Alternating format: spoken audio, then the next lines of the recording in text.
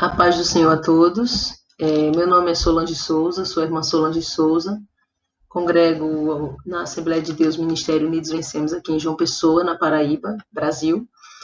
Hoje eu tenho 36 anos, moro aqui em João Pessoa também, e eu quero falar aqui a respeito da história da igreja, um período de busca, de purificação, as respostas de Deus para a nossa vida e toda a renúncia que o Senhor nos pediu e toda a história que aconteceu na nossa congregação.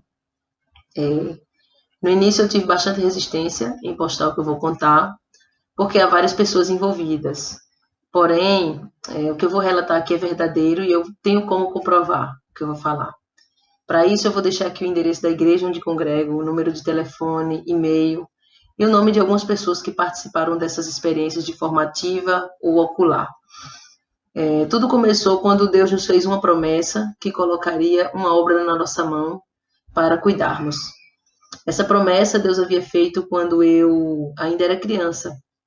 No entanto, na minha adolescência, eu me afastei da presença do Senhor e voltei 9 anos depois, quando eu tinha a idade de 22 anos, 22 anos mais ou menos. No início da minha caminhada, o Senhor começou a usar os seus profetas para falar comigo a respeito da obra que Ele tinha na minha vida. E nessa época eu comecei a buscar bastante a face do Senhor. Eu me lembro que Deus usou uma serva sua para me dizer que estava fechando a porta para mim e que seria um tempo que o Senhor tinha reservado apenas para que eu buscasse a sua presença. Foi um tempo, pouco mais de um ano, onde eu acordava e em seguida eu fazia meus serviços domésticos. Quando eu terminava, fechava todas as portas e janelas da minha casa e eu começava a orar, louvar, ler a palavra. Normalmente eu revezava entre essas 3 coisas que eu citei. Eu ia revezando entre palavra, louvor e oração. E eu passava o período da tarde sempre fazendo isso. Com o passar do tempo, o Senhor começou a cumprir algumas de suas promessas em minha vida, e uma delas foi que colocaria um rebanho em minhas mãos. Eu me lembro que eu comecei a sonhar durante algum tempo com bebês e também com gravidez. Todos os dias eu sonhava as mesmas coisas. Geralmente, nos sonhos, eu estava grávida e tinha filhos, e eram filhos de idades diferentes. Bebês recém-nascidos, crianças que aparentavam terem 1 ano, 2, 3, 5. Houve uma vez que eu sonhei que eu tinha 5 filhos e eu estava grávida do 6º filho. Eu me recordo que no sonho chegou a hora do parto e eu comecei a sentir muitas dores e me dirigi a um hospital. Porém, teria que ir muito rápido, porque o bebê já estava nascendo, e se eu demorasse, não daria tempo de chegar até a maternidade. E eu guardava todos esses sonhos no meu coração. Assim como a Bíblia diz, né, que Maria fazia. Está escrito lá em Lucas, capítulo 2, versículo de número 51, a parte B. E na parte B desse versículo que eu citei, Lucas 2, 51, vai dizer que Maria, mãe de Jesus, ela guardava todas as coisas no seu coração, ou seja, tudo que ela via, que ela ouvia, que ela vivenciava, ela guardava, ela não desperdiçava, ela não esquecia, ela guardava ali na sua memória como se fosse uma promessa que Deus havia feito. E chegou um período que eu já tinha até me adaptado, que quase toda noite eu sonhava grávida e tendo filhos. Então, o Senhor começou a ministrar no meu pensamento, no meu coração nessa época, que era espiritual. Tem pessoas que dizem que sonhar com bebês significa luta. Eu não posso dizer que é o que não é luta, mas no meu coração o Senhor só ministrava que era filhos na fé que viriam, era filhos na fé. Isso ficou no meu pensamento, e o Espírito Santo foi ministrando o que seriam esses filhos espirituais. E eu me lembro que teve 2 pessoas que Deus usou para falar comigo. A primeira pessoa, uma das pessoas, melhor dizendo, foi a irmã Jo. A irmã Jo era uma senhora de cabelo branco, eu não sei o nome dela completo. Ela congregava na igreja pentecostal Deus é Amor. Hoje a irmã Jo já partiu para o Senhor. E foi lá na igreja Deus é Amor do Grotão, que era uma congregação onde eu congregava na época, que Deus usou ela para falar comigo. E a outra foi a irmã Davina. Eu me lembro que eu estava na igreja, no Grotão, onde eu congregava, como eu disse, e a irmã Jo fez uma oração. E no meio da oração ela parou para contar uma visão que Deus tinha dado a ela naquele momento. E a visão que a irmã Jo contou foi a seguinte, abre aspas, o Senhor acaba de me dar uma visão, disse ela, né? O Senhor acaba de me dar uma visão com a irmã Solange. e me mostrou que a irmã tinha um bebê no seu colo. Um bebê, mas era uma bebê, menina. E essa bebê, ela tinha um vestido branco até os pés. E a irmã Jo dizia: eu perguntei ao Senhor o que significava essa bebê. E o Senhor me respondeu e disse que essa bebê não se refere a uma gravidez física, mas será uma igreja que ele vai colocar nas suas mãos. Naquele momento eu não aceitei. Eu me lembro que eu não quis receber aquela promessa da parte do Senhor, porque ela ia contra os meus planos pessoais e também ao que eu pensava naquela época. O que eu pensava naquele momento, ela ia contra. Então, com o passar dos dias, o Senhor deu outra visão, igual à irmã Davina. Eu me lembro que tinha um grupo de pessoas orando na casa da irmã Dagnalda, também no Grotão, e quando terminamos a oração, a irmã Davina contou a visão. E a visão que ela teve foi que eu tinha uma bebê com vestes brancas também até os pés. E ela me disse que Deus falava que o significado era uma igreja que o Senhor ia colocar um rebanho nas minhas mãos. Eu fui para casa pensativa e a partir dali muitas coisas começaram a acontecer. E o detalhe é que na época eu ganhava algumas almas para o Senhor. E eu encaminhava essas almas para as igrejas mais próximas e as igrejas que eu sabia que tinha santificação. Mas com o passar do tempo, eu me lembro que quando eu encontrava com essas pessoas nas ruas, algumas delas tinham se desviado.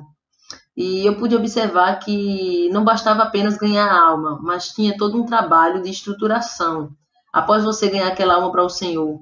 E aquilo me doía quando eu encontrava algumas daquelas almas fora da presença do Senhor na rua. Em um outro momento, que Deus permita, eu vou contar como essa obra começou em detalhes, mas como o objetivo aqui é falar das experiências com Deus, a história da igreja e as batalhas espirituais, tudo que envolve a história da igreja, eu quero começar dizendo que depois de cerca de 2 anos, na frente dessa obra, eu, meu esposo, começou algo me inquietar. E foi justamente o fato de sermos uma igreja igual às outras. Eu não digo isso no sentido de tentar diminuir de maneira alguma as outras igrejas. O que digo é que o povo de Deus passou a ser uma instituição, na qual se baseia em irmos para a igreja e a gente volta da mesma forma que fomos. E eu queria ver algo diferente da parte do Senhor e ter experiência com Ele. Porque as igrejas hoje estão muito parecidas. É claro que há uma mudança, uma diferença, não em outra coisa, mas as igrejas hoje se baseiam mais em uma instituição. E eu sentia que a gente estava muito parecido também a isso. Isso passou a me inquietar. Inclusive, eu falei para o Senhor muitas vezes que eu não pedi para estar na frente dessa obra. Então, eu dizia que se ele fez aquela promessa na minha vida, que era uma promessa que eu não queria, e ele cumpriu, eu comecei a dizer ao Senhor em oração que eu queria ver algo novo, diferente, principalmente porque eu não via coisas grandes, como diz as Escrituras, e o meu coração passou a desejar muito a presença do Senhor de forma mais intensa e real. Eu queria sentir a presença de Deus de forma forte e contínua, mas não somente na vida pessoal. Eu queria que toda a igreja experimentasse ter essa comunhão com o Espírito Santo e que os sinais nos seguissem, como diz as Escrituras no Evangelho segundo escreveu São Marcos, no capítulo 16, do versículo 17 ao 20, que vai dizer: estes sinais seguirão aos que crerem. Em meu nome expulsarão os demônios, falarão novas línguas, pegarão nas serpentes, e se beberem alguma coisa mortífera, não lhes fará dano algum, e porão as mãos sobre os enfermos e os sararão. Essa era uma das promessas que as Escrituras têm para nós, que eu comecei a citar para o Senhor. Citei outras também, mas essa era uma das. Por isso que eu achava que o que estávamos vivendo era pouco, comparado ao que diz a Bíblia.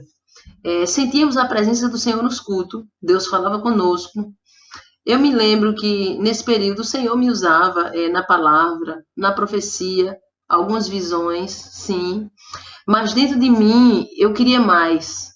E eu passei a orar dizendo ao Senhor que eu não pedi para estar ali, como eu já falei. E nem tampouco eu queria. Mas já que ele prometeu algo que eu não queria e cumpriu, indo contra o que eu pensava e que eu desejava, sem que eu precisasse dividir igreja nenhuma ou puxar o tapete de alguém, ou até mesmo tentar dar uma ajuda para Deus para que algumas promessas se cumprissem, foi tudo no tempo do Senhor. Então, nesse caso, eu me senti muita vontade diante do Senhor para pedir a Ele coisas grandiosas. Eu uso o termo coisas grandiosas para falar da parte espiritual e não de coisas materiais, porque para mim, tudo que envolve a parte espiritual são coisas grandiosas dadas por Deus a nós. Então, já que ele prometeu que eu não queria e cumpriu, então eu comecei a pedir essas coisas maiores, espiritualmente falando. Eu pedi tão incessantemente que o Senhor começou a me responder. E sempre as respostas de Deus giravam em torno de pedir mais oração para mim e para a igreja. Jejum, mais santificação de mim e da igreja. Naqueles dias eu me lembro que eu recebi um link de uma experiência de uma irmã que uma irmã teve. Foi uma experiência de arrebatamento na qual ela foi levada até o céu e também até o inferno. Esse testemunho, ele está no YouTube. Ele está em espanhol, é o testemunho, o nome da irmã é a irmã Adelaida de Carillo. Quando eu escutei, na época ele estava em espanhol. Hoje já há uma tradução no YouTube dele, mas na época eu só tinha espanhol. Quando eu escutei aquele testemunho de arrebatamento da irmã Adelaida, eu não tive dúvida que devia colocar na igreja para todos ouvirem. E eu me lembro que eu parei um culto de doutrina e eu coloquei esse testemunho para toda a igreja escutar e eu fui traduzindo para todos entenderem, porque estava em espanhol, como eu já disse. Aquele testemunho ele impactou minha vida de várias maneiras, mas o que mais mexeu comigo foi o fato da irmã Adelaide dizer que no seu arrebatamento havia 2 anjos com ela. Esses anjos permaneciam em silêncio, porém, eles estavam ali para fazer com que ela passasse por um verdadeiro processo de purificação. Isso me impactou bastante quando eu ouvi o testemunho. Eu fiquei pensativa a respeito desse assunto e eu me lembro que eu chamei a irmã Thalia, que congrega aqui conosco, vocês conhecem de ouvir os testemunhos dela, e eu chamei ela para a gente fazer um propósito de jejum e oração intenso para o Senhor, para Deus nos purificar. O pedido foi esse, purificação. Eu pesquisei bastante a respeito do que significa a palavra purificação. E depois de pesquisar bastante, eu cheguei à conclusão que para ser purificado é necessário que a pessoa já esteja de certa forma limpa. A purificação ela vai acontecer para fazer uma limpeza mais profunda, assim como acontece com o ouro. Ou seja, você já está limpo, teoricamente falando, mas quando você passa por um processo de purificação com Deus, é uma limpeza mais profunda, mais a fundo, vamos dizer assim.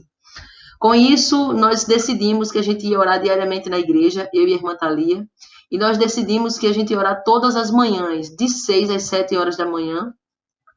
E eu me lembro que a gente passou cerca de 9 meses orando todos os dias, de 6 às 7 da manhã. Era só 1 hora de oração. E eu me lembro que o pedido era só purificação, para podermos ter experiência mais profunda com o Senhor. Após esse período de 9 meses de oração, eu me lembro que Deus deu uma visão para uma irmã que congrega aqui conosco. Nessa visão, essa irmã via uma água limpa que descia do céu, e essa água descia sobre mim e sobre a irmã Thalia. E quando essa água descia sobre mim e sobre a irmã Thalia, essa água tirava pequenas impurezas e a água escorria do nosso corpo, e na medida que a água ia escorrendo pelo nosso corpo, ela ia lavando toda a igreja. Eu me lembro que ficamos extremamente alegres, porque naquele momento a gente tinha certeza que Deus tinha ouvido nossas orações daquele período de 9 meses.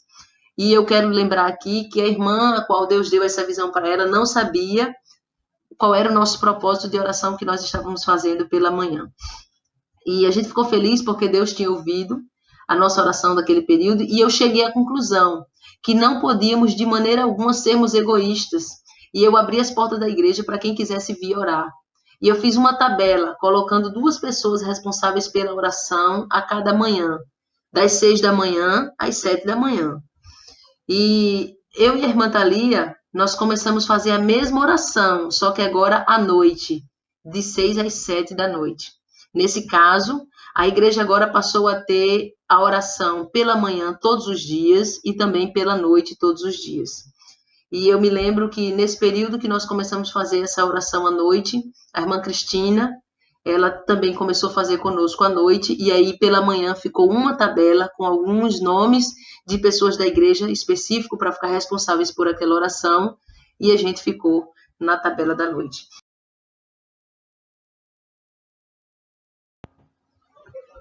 Bom, nós já havíamos passado pela primeira etapa, que, como eu já falei, foi a oração pela manhã.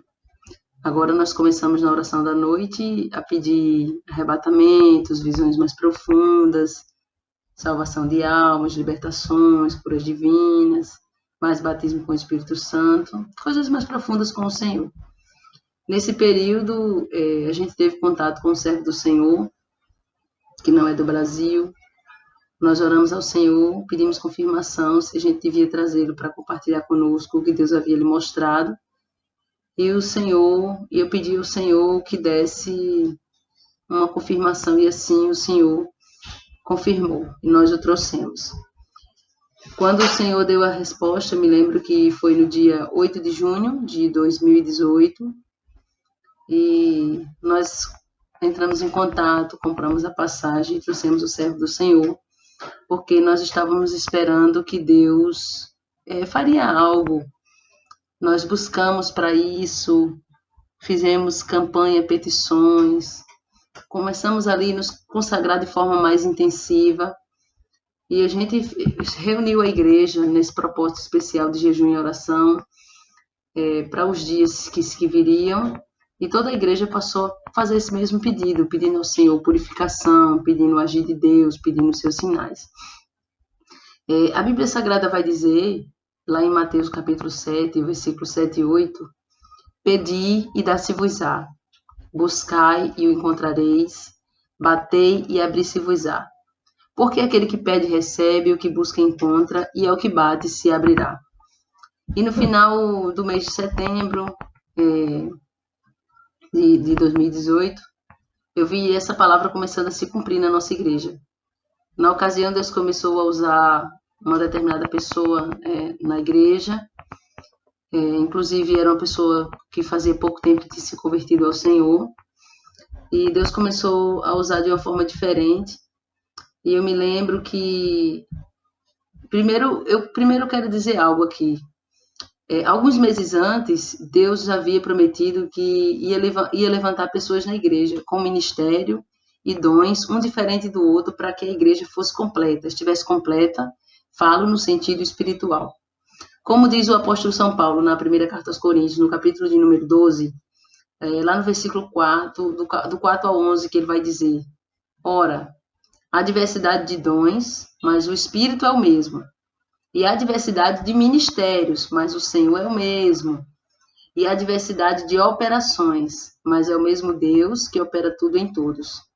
Mas Paulo vai dizer que a manifestação do Espírito é dada a cada um para o que for útil, porque a um, pelo Espírito, é dada a palavra da sabedoria, e a outro, pelo mesmo Espírito, a palavra do conhecimento, e a outro, pelo mesmo Espírito, a fé, e a outro, pelo mesmo Espírito, os dons de curar, e a outro, a operações de maravilhas, e a outro é dada a profecia, e a outro é dado o dom de discernir os espíritos, e a outro a variedade de línguas, e a outro a interpretação de línguas.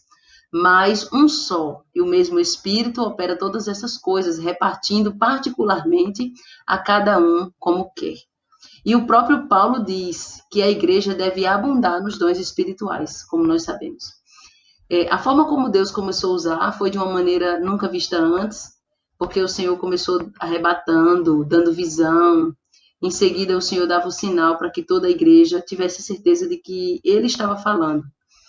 E os sinais que Deus dava eram os seguintes.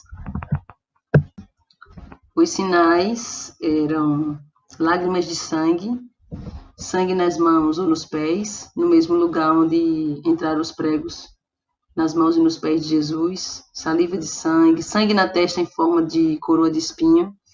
Isso acontecia uma irmã, quando nós estávamos no culto, quando todo mundo estava ligado no céu, começava a sair nela lágrimas de sangue, ou às vezes ficava como se fosse uma marca na testa, assim, como se fosse uma coroa de sangue descendo, uma coroa de espinho. Também nos pés, onde Jesus foi cravado, né? Nos pés e nas mãos. Isso impactou bastante. Esse sinal foi uma das coisas que nos impactou bastante. Inclusive, várias pessoas que ouviram falar a respeito do que estava acontecendo em nossa igreja, ouviram as fotos, né, que nós tiramos, pensavam que se tratava de técnicas, né, de ilusionismo, bruxaria, mentira, engano. Mas Deus falou conosco por várias vezes, falou comigo também o significado do sangue. E, inclusive, nesse vídeo, se o Senhor permitir, eu vou estar postando uma foto que comprova o que eu estou relatando. Eu me lembro que o Senhor disse que estava dando sinal de sangue na igreja por esses motivos. O primeiro significava que o seu sangue foi derramado na cruz do Calvário. E aquele sangue que foi derramado na cruz do Calvário é como se ainda corresse fresco, ainda fosse recente. É como se o sacrifício de Jesus na cruz tivesse acabado de acontecer. Eu me lembro que o Senhor falou também que a igreja não poderia esquecer de que fomos comprados, não a preço de prata ou preço de ouro, mas preço de sangue, como está escrito lá em 1 Pedro, capítulo 1, versículo 18 e versículo 19.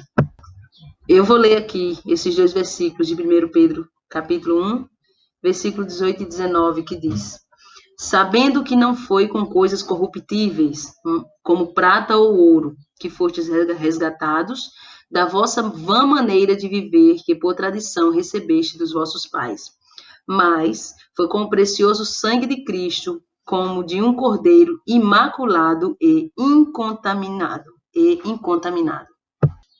Eu me lembro, meus irmãos, da primeira vez que eu perguntei ao Senhor a respeito deste sinal de sangue, porque foi muito novo para mim, apesar de eu ter nascido e crescido dentro da igreja, mas esse sinal foi muito novo e diferente para mim.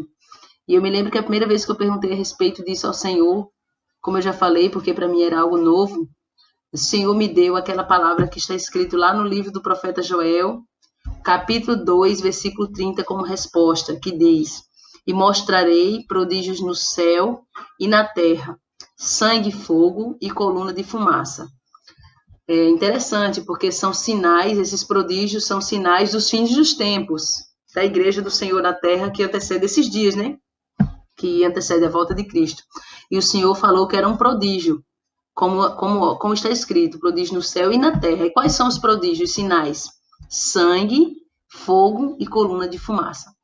Mas o Senhor também disse que o sinal do sangue também significava livramento, como aconteceu no passado com o povo, quando o povo colocou o sangue nos umbrais das portas e tiveram livramento da parte do Senhor, porque o anjo da morte só respeitava as casas que tinham a marca do sangue. O Espírito Santo nos disse também que todas as vezes que fosse dado o sinal do sangue na igreja, era para a gente se lembrar, para nos lembrar que a igreja não pode deixar de clamar ao Senhor. Esse sinal do sangue ele começou a acontecer no mês de setembro de 2018. Porém, no mês de outubro de 2018, o Senhor arrebatou um servo seu. E quando o Senhor arrebatou um servo seu que não congrega conosco, congrega no outro lugar, eu ouvi esse arrebatamento dele. O Senhor mostrou para o seu servo que os satanistas começaram a fazer um jejum no ano de 2018. Um jejum de 40 dias. E o objetivo desse jejum, no final, era sacrificar 3 mulheres. No final do jejum, sacrificar 3 mulheres que seriam como uma forma de afrontar a Deus, que é Pai, Filho e Espírito Santo. Como também eles tinham outro objetivo específico, que era enfraquecer a igreja de Deus na terra.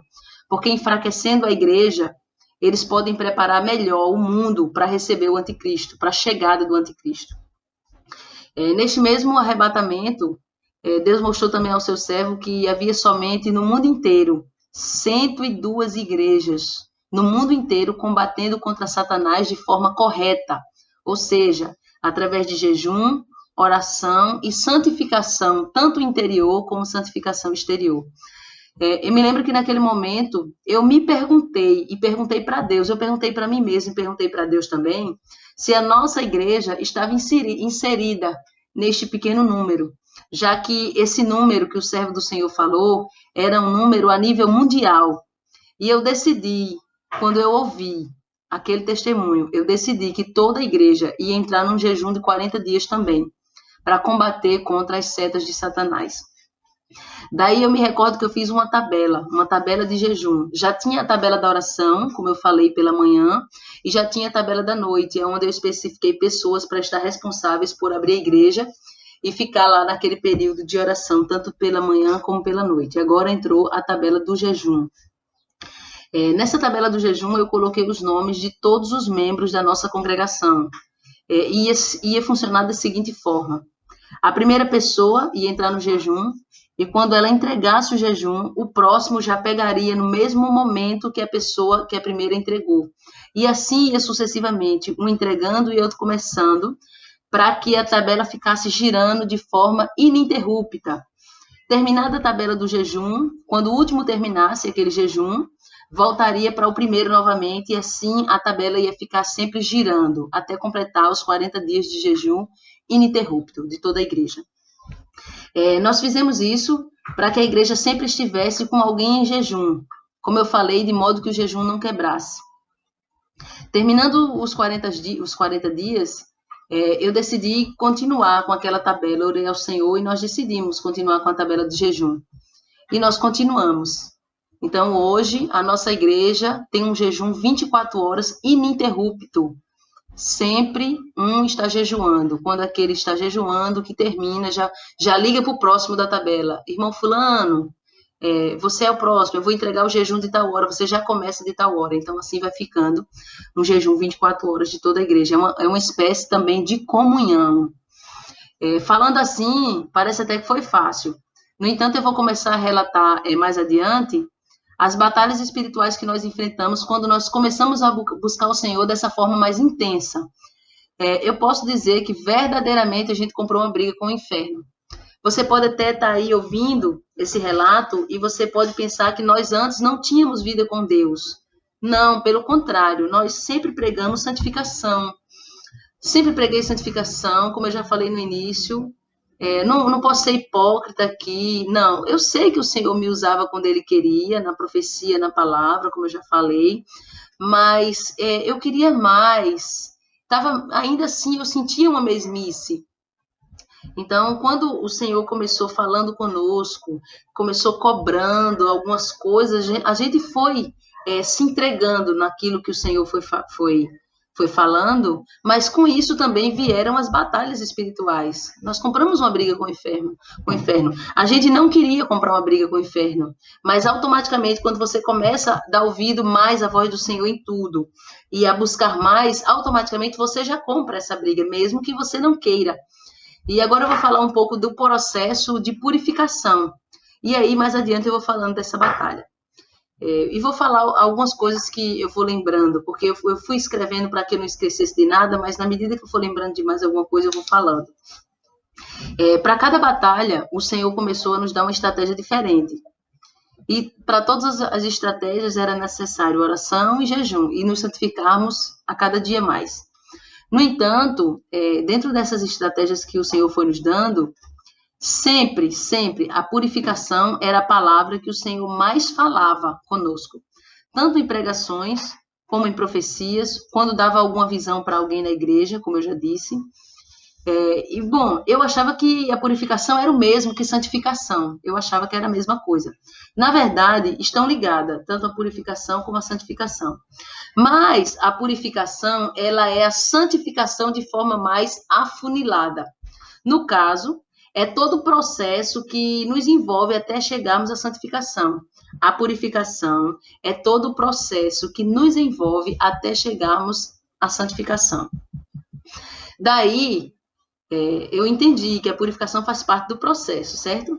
Eu entendi que essa purificação que o Senhor estava cobrando dos nossos olhos, ouvidos, nariz, língua, mãos, coração, pés, estava ligada diretamente ao que eu vejo, ao que eu ouço, ao que eu pego, ao que eu cheiro, ao que eu falo, onde eu piso e, consequentemente, até ao que eu penso. Nesse período, por exemplo, de cobrança do Senhor sobre a igreja, eu me lembro que uma das primeiras coisas que o Senhor nos cobrou foi a purificação dos nossos lábios. Por exemplo, para purificar nossos lábios, não é simplesmente parar de chamar palavrão ou parar de contar piadas imorais. Lembremos que a Bíblia diz que a boca fala do que o coração está cheio, certo? Então, para que eu possa purificar os meus lábios, tenho que começar pelo meu coração. Mas a pergunta é, o que faz o meu coração ficar imundo? Primeira coisa, o que eu tenho visto com os meus olhos? O quê? O que eu tenho visto com os meus olhos? Imoralidade? que pode ser através de até mesmo imagens, vídeos, sensualidades, cena obscena, etc. Aí vai muitas coisas. Pensemos no que a Bíblia diz, em Mateus capítulo 6, versículo 22 e 23. Leiamos, diz assim: a candeia do corpo são os olhos, de sorte que, se os teus olhos forem bons, todo o teu corpo terá luz. Se, porém, os teus olhos forem maus, o teu corpo todo será tenebroso. Se, portanto, a luz que em ti há são trevas, quão grandes serão tais trevas? Nesse caso, para que eu possa purificar meu coração, eu tenho que começar pelos meus olhos, não olhando para certas situações, determinadas coisas e até objetos, viu? Porque nossos olhos, eles funcionam como uma espécie de janela para o coração e, consequentemente, para todo o corpo. Logo, se eu quero meu coração purificado, eu tenho que começar pelos meus olhos. E é interessante que sobre esse assunto, houve um momento que eu tive uma conversa com um jovem. E esse jovem, ele tinha uma inclinação carnal para o lado do homossexualismo. E pelo fato de o Senhor haver alertado ele começou a se policiar e a vigiar para que ele não caísse nessa armadilha de Satanás. E esse jovem, eu me lembro que ele falou para mim que esses desejos vinham na mente dele conforme o que ele via. E eu me recordo que ele citou um bom exemplo, que foi o exemplo das redes sociais. Ele me disse que quando ele entrava nas redes sociais, o que ele via ali, as fotos, os vídeos, entrava nele de tal forma, na mente, pelos olhos. Entrava pelos olhos, na mente e descia para o coração de tal forma que ele falou para mim que ficava difícil de ele lutar contra aquela inclinação, aquele desejo carnal. Então, o processo de purificação tem que começar pelo coração. Mas como que começa pelo coração? Purificando o quê? Os olhos. Os olhos é uma janela e eu preciso fechar essas janelas. O que é que eu vejo na rua, cenas, situações? Eu tenho que aprender a desviar meu olhar de algumas coisas. Eu tenho que aprender a fazer essa limpeza, essa purificação para limpar meu coração. A segunda coisa, purificação dos ouvidos. Você pode dizer, irmã Solange, é possível purificar os ouvidos? Eu estou falando de um processo que nós vivemos na nossa igreja e sei que é possível. Sabemos que em 1 Coríntios, capítulo de número 15, versículo 33, diz: não vos enganeis, as más conversações corrompem os bons costumes. Como purificar os ouvidos? Se você está na escola, no trabalho, na vizinhança, no meio dos familiares, envolvido em mais conversações, automaticamente os teus bons costumes que você aprende na casa do Senhor, que você aprendeu todo o tempo, vai ser corrompido. Então, o que você escuta, ele te provoca também sensações, inclusive no corpo físico. Então, você quer uma purificação, quer que Deus te purifique para você ter algo maior do Senhor, mas tem que purificar os ouvidos, o que você escuta. Aí você pode dizer assim, mas irmã Solange, uma coisa é eu purificar os meus olhos, os meus lábios, outra coisa é eu purificar meus ouvidos. Eu não tenho controle do que eu escuto. Porque a pessoa pode dizer isso. Mas vamos lá. Ainda que eu não fale nada que desagrade ao nosso Deus, só o fato de eu estar ouvindo essas más conversações, eu sou corrompido, eu me corrompo. Por isso, no livro de Salmos, o salmista Davi nos aconselha a não nos assentarmos na roda dos escarnecedores. Isso porque o que nós ouvimos desce para o coração. Por esse motivo é que há muitos crentes confusos e com dificuldade de tirar alguns desejos do coração, porque eles escutam coisas que o Espírito Santo não se agrada, e aí enche o seu coração de malícia. Então, deixa eu dar um exemplo aqui bem interessante. As tuas amizades. Eu conheço uma pessoa que disse que pode servir ao Senhor sem abrir mão das amizades que tinha antes do mundo. Eu posso lhe garantir que não pode. Por quê? Porque a pessoa fica ali tentando servir ao Senhor, mas com as amizades do mundo. Quando encontra com aqueles amigos das antigas, os amigos vão contar as mesmas piadas que te contava antes, vão chamar palavrão sem receio algum e o teu ouvido está ali. ouvindo tudo, me diz aonde está a purificação dos teus ouvidos. Mas você quer ouvir a voz do Senhor de forma audível nesse teu ouvido. Primeiro você precisa purificá-lo. Da mesma forma, é o que cheiramos. Entra agora a purificação da nossa narina, do nosso nariz. Você pode até se espantar com isso que eu vou dizer, mas não, faz parte do processo de purificação. Você pode dizer assim, mas irmã Solange, aí já é demais, eu não posso controlar. Ou você também pode pensar, como assim? Que tipo de cheiro que o meu nariz vai cheirar que o Senhor não se agrada? Simples. Eu mesmo conheço muitos crentes que antes de servirem ao Senhor, fumavam, bebiam, alguns usavam drogas, e nós sabemos que tudo isso tem um cheiro específico. Qual será a reação de uma pessoa que era viciada e ainda está em processo de libertação ao sentir determinado cheiro? Um cheiro que antes o atraía para o pecado. Qual você acha que vamos dizer assim, a atitude dessa pessoa? Como que você acha que vai ser a reação dessa pessoa ao sentir determinados cheiros que antes eram cheiros convidativos para o pecado? Outra coisa, a gente sabe que com certeza a pessoa vai se sentir tentado. Uma coisa interessante a gente pensar é que existem perfumes com cheiros específicos. Eu vou dizer aqui exemplos.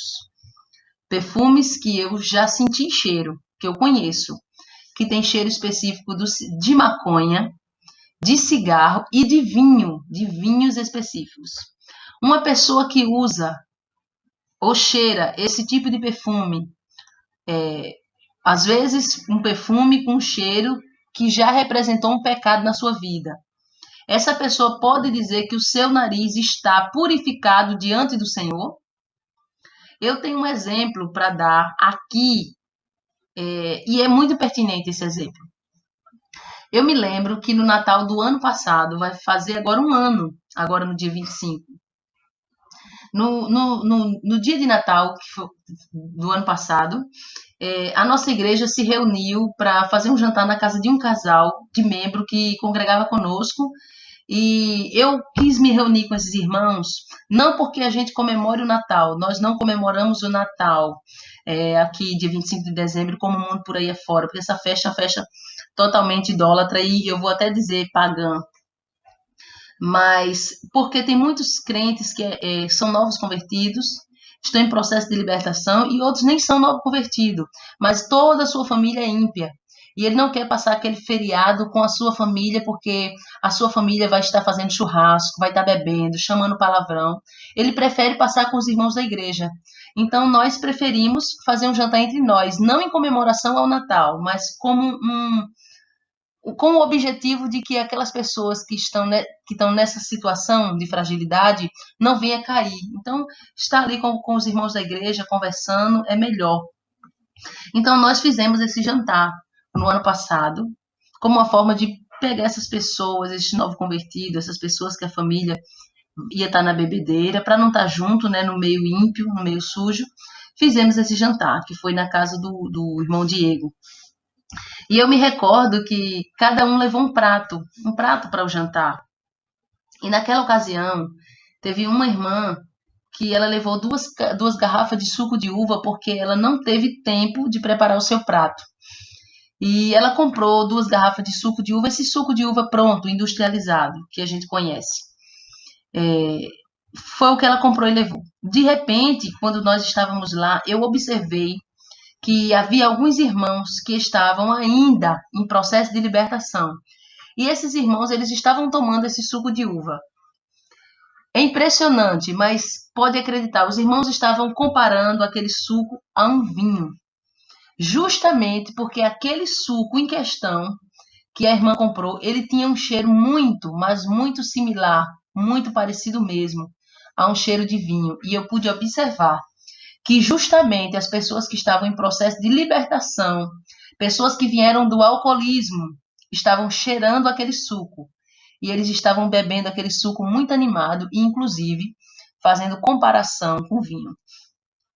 Eu acredito que, após essa breve explicação, já não será necessário falar mais nada, porque um crente não deve colocar o seu pé em qualquer ambiente ou utilizar as suas mãos para pegar determinados objetos, porque eu já expliquei dos olhos, dos ouvidos e do nariz.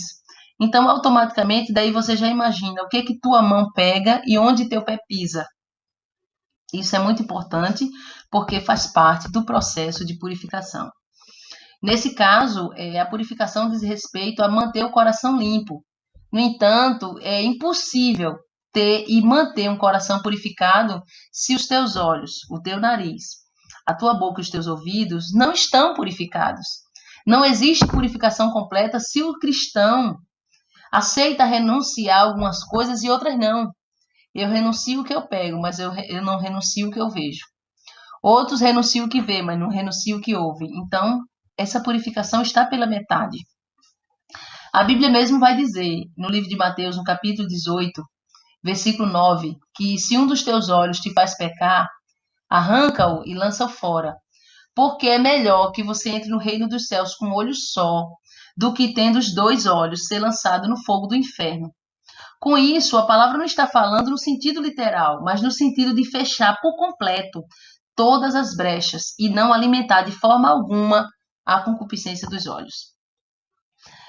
O nosso processo de purificação ele não aconteceu do dia para a noite. Eu estou falando isso para que fique claro, porque alguém pode pensar, nossa, foi do dia para a noite. Não, foi um processo. O processo já está dizendo, a palavra já explica que não é uma coisa que acontece de repente. Não aconteceu de um dia para o outro, foi e tem sido um longo processo. Que, na verdade, eu posso dizer com toda certeza que esse processo de purificação ainda está acontecendo em nossas vidas, dia após dia. Porque quando nos purificamos, quando a gente purifica uma área de nossa vida, ainda há outra para ser purificada. E prova disso é que o Senhor foi nos cobrando cada coisa por vez. E eu quero lembrar aqui que antes desse processo de purificação começar, nós, eu e os demais irmãos, como eu já falei, a gente já vivia uma vida de santificação. Eu pensava, inclusive, que estava tudo bem, porque o Senhor me usava na palavra, às vezes até de forma tremenda, muito profundo, me usava em profecia, como eu falei, mas para viver a realidade das igrejas atuais, eu diria que estávamos bem com o Senhor. Tá entendendo?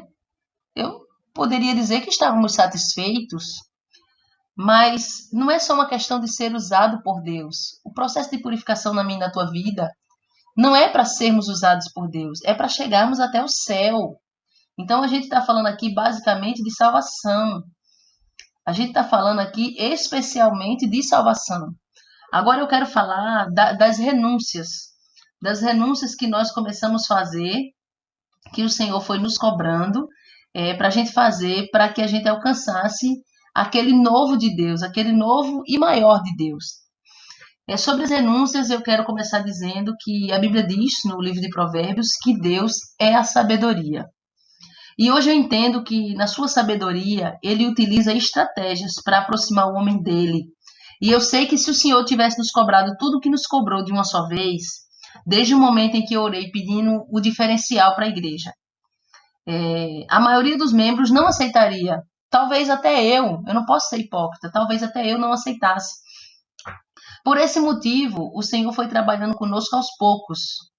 Ele dava algo espiritual e é interessante, porque depois que o Senhor dava algo espiritual, ele dizia para a gente que tinha algo maior para fazer, mas para que tivéssemos esse algo maior, essa promessa cumprida de algo maior, era preciso termos a presença efetiva do Senhor. Teria que haver a purificação por completo. Teríamos que renunciar mais ao mundo, porque a Bíblia diz sobre a quem mais é dado. Então, a quem mais é dado é mais cobrado. Foi aí que o Senhor nos cobrou a televisão. A televisão foi uma das primeiras coisas que o Senhor cobrou, porque, deixa eu falar uma coisa aqui, abrir um parênteses para falar um negócio.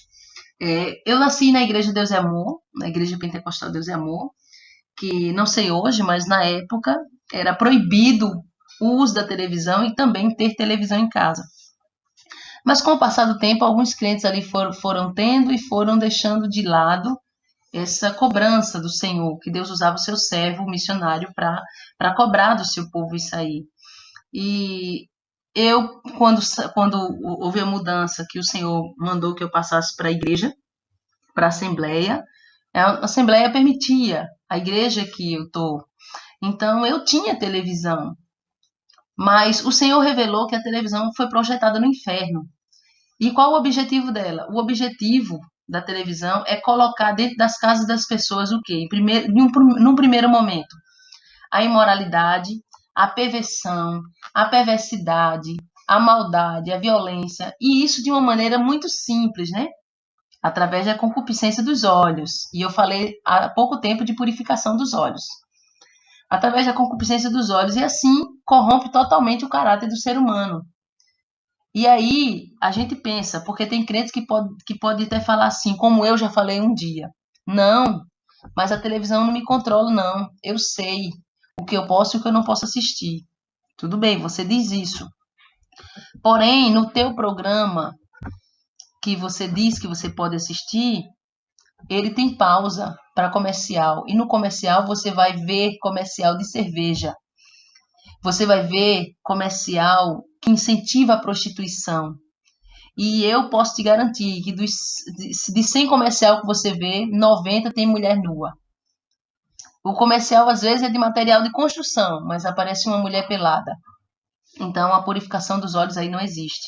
Então, o primeiro objetivo da televisão ser projetada foi colocar tudo isso aí dentro das casas das pessoas. Concupiscência, imoralidade, perversidade, tudo isso aí. E qual foi o segundo objetivo? O segundo e maior objetivo, que é o objetivo principal. A televisão ela foi criada com o objetivo de apresentar o anticristo à Terra. Satanás apareceu para um homem, prometeu dar a ele riqueza e fama, se ele desenvolvesse aquele projeto diabólico, e assim aconteceu. E aí você pode dizer, não, mas quando o anticristo for apresentado, ele vai estar na internet, vai estar em todo canto. Sim, mas ele vai ser televisionado.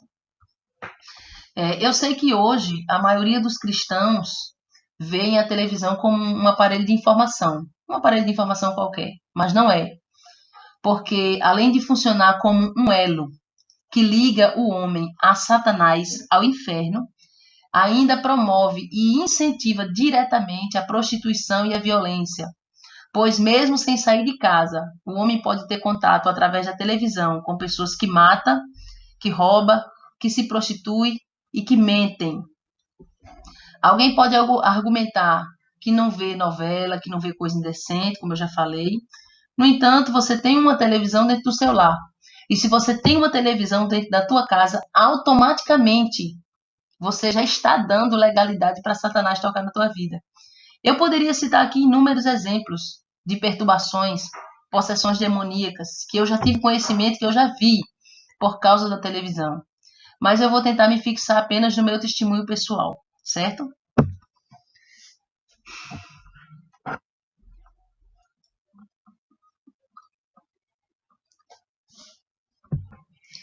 Eu me lembro que, ainda quando eu era nova convertida, o Espírito Santo de Deus foi tirando algumas coisas de mim.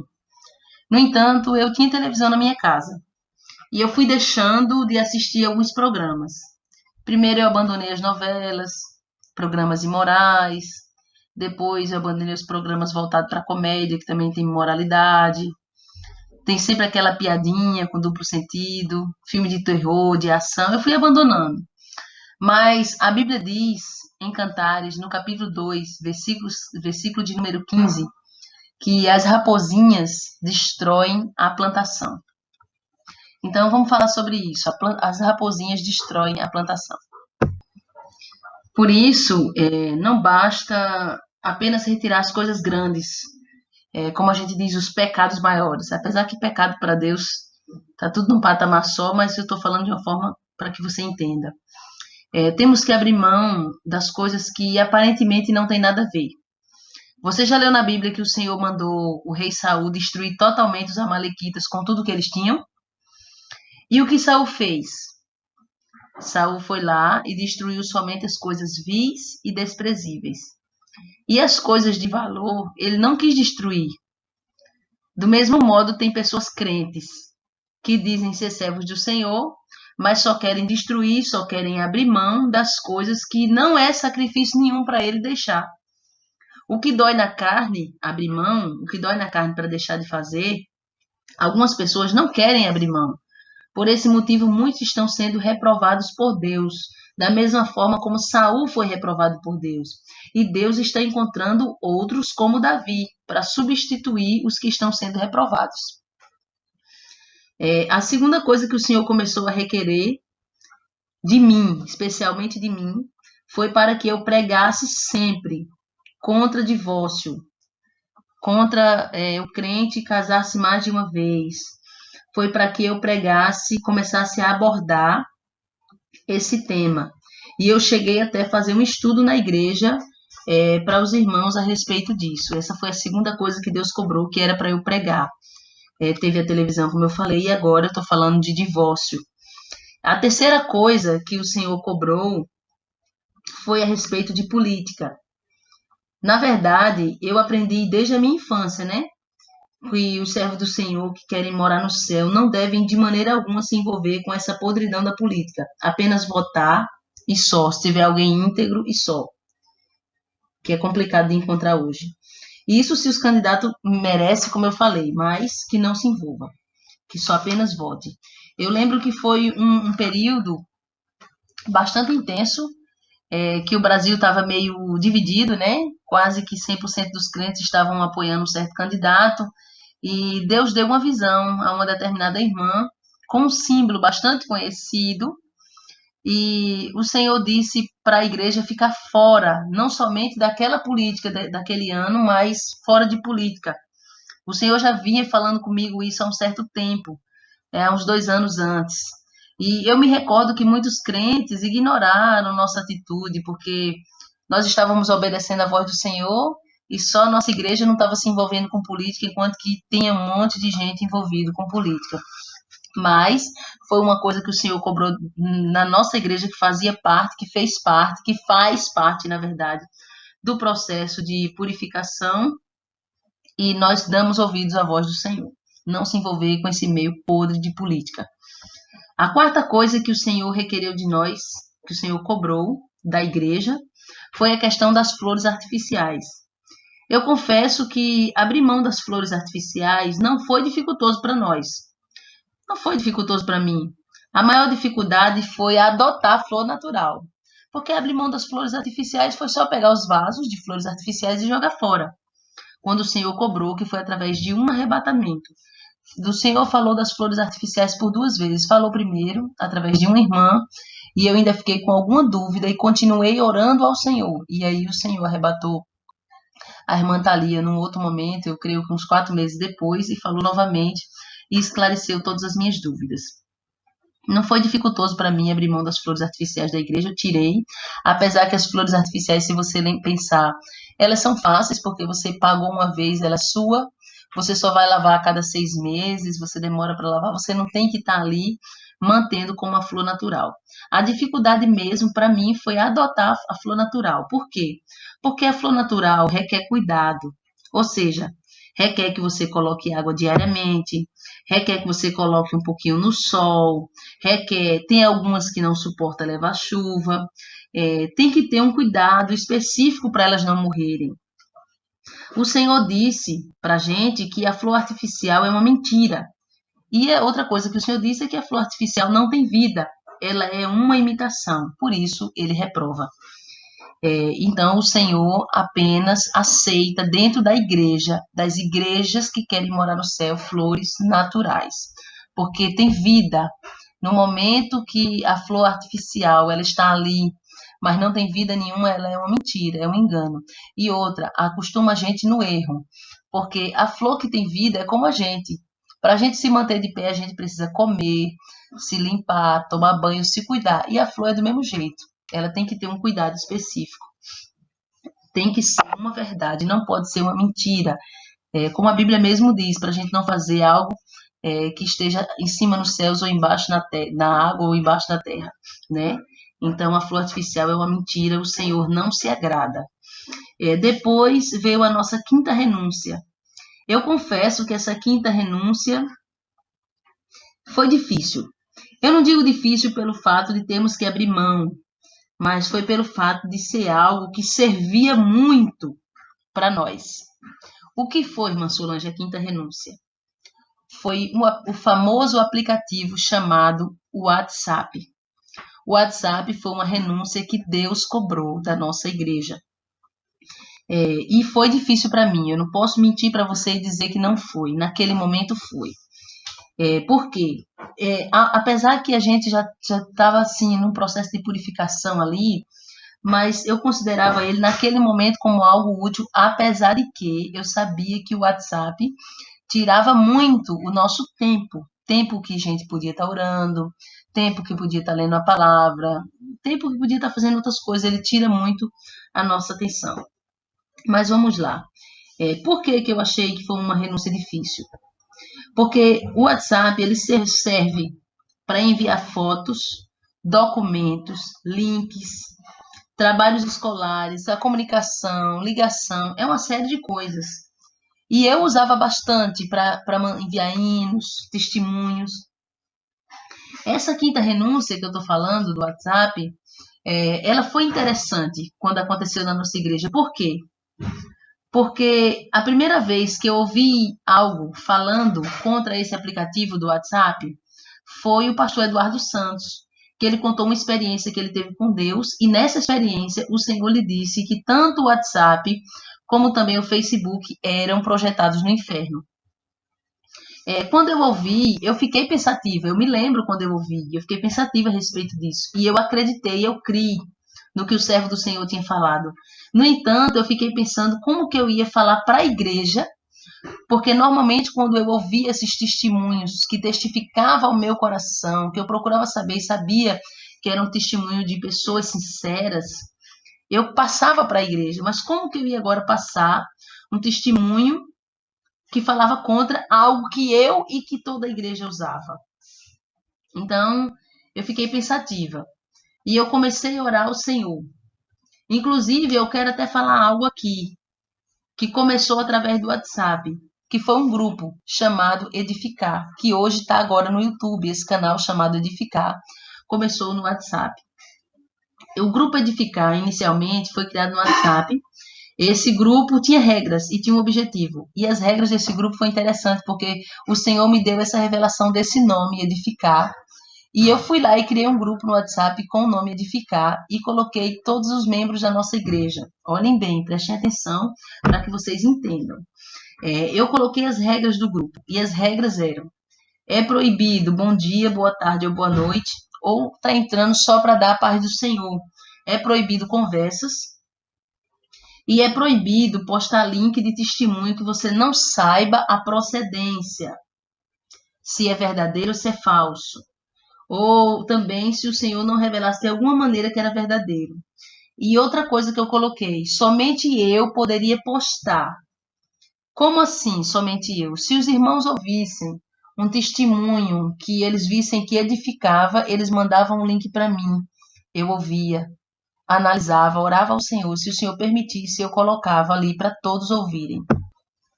Essas regras que eu havia colocado lá nesse grupo era uma maneira de não bagunçar, de não haver bagunça e de ter uma direção.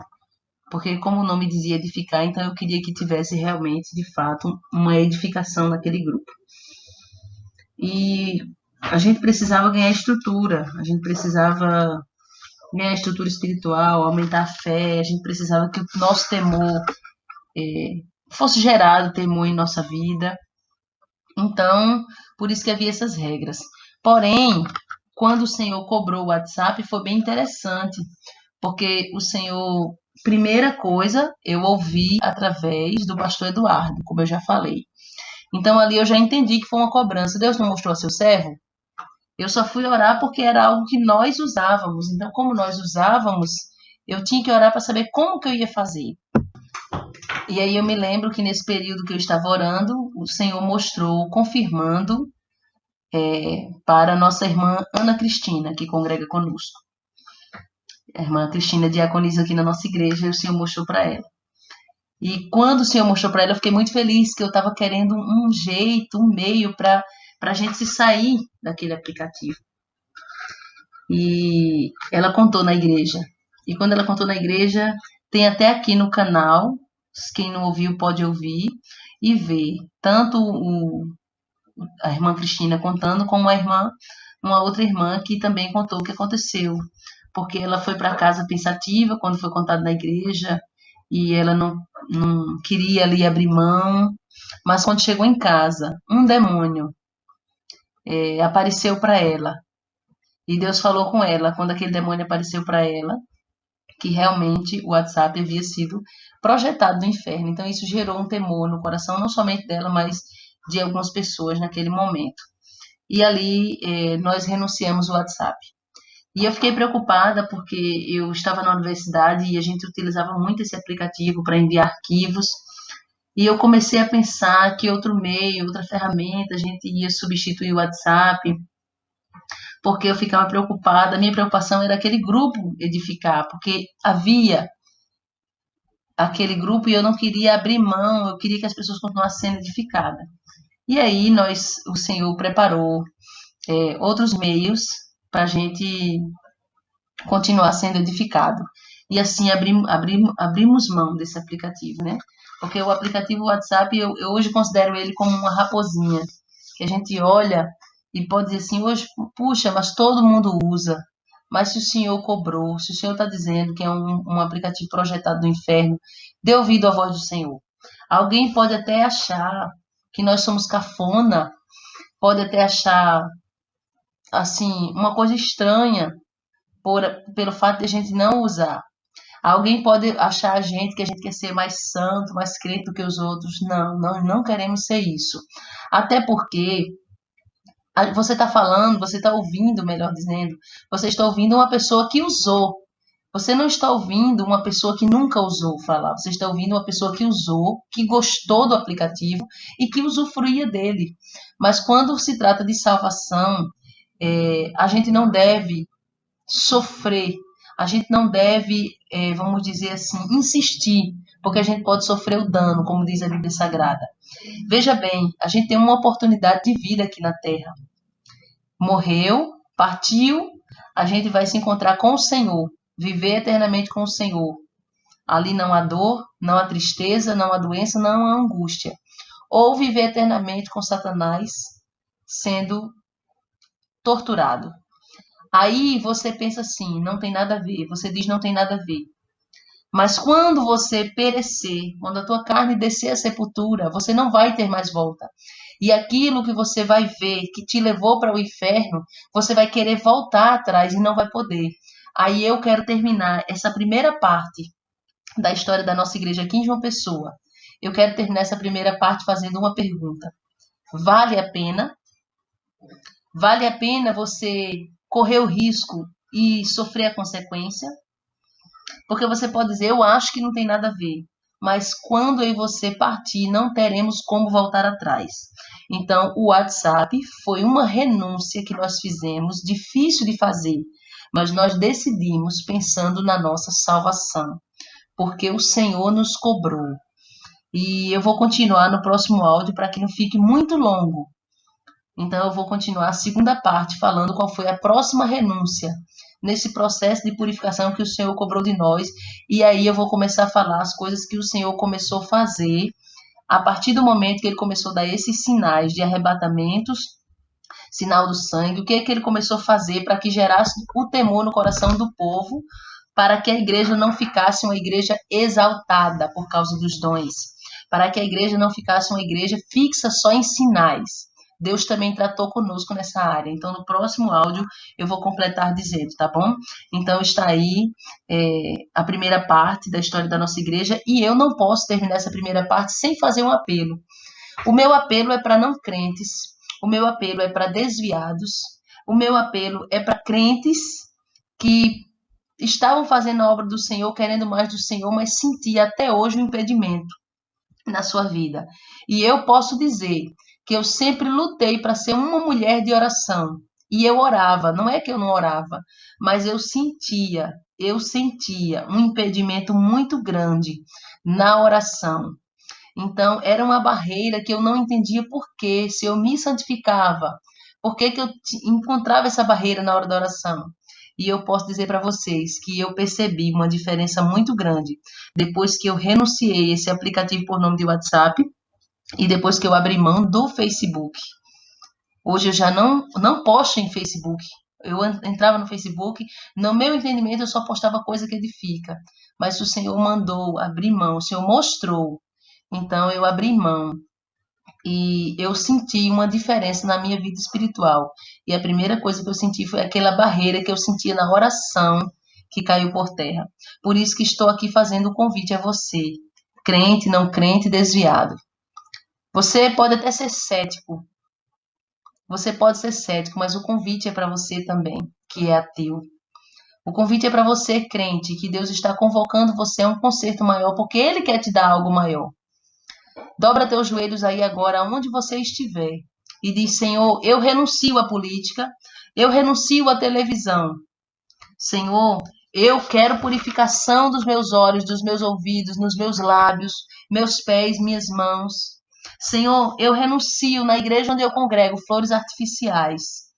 Senhor, vai renunciando, vai renunciando. Faz um concerto aí com Deus agora. E você que está afastado, volta para a presença do Senhor. Fazendo um concerto com Deus. Você que nunca se viu ao Senhor, aceita Jesus agora como teu Salvador e eu vou orar pela tua vida. Soberano Deus, Pai querido e santo. A tua palavra diz que há festa nos céus quando uma alma se rende ao Senhor. Porque vale mais uma alma salva, Senhor, do que o mundo inteiro perdido. E eu oro por essas pessoas que estão neste momento se voltando a Ti. Eu oro por essas pessoas, meu Pai amado, que estão neste momento renunciando à sua carne. Estão nesse momento dando ouvidos à Tua voz. Eu oro por essas pessoas, meu Pai, que estão agora se prostrando diante da Tua presença. Eu quero te pedir em nome do Teu Filho amado, meu Senhor Jesus Cristo, escreve o nome desta pessoa no livro da vida e liberta, em nome de Jesus Cristo. Eu creio, meu Pai, na salvação, na libertação e transformação dessa pessoa. É o que eu te oro e te agradeço, em nome do Senhor e Salvador Jesus Cristo.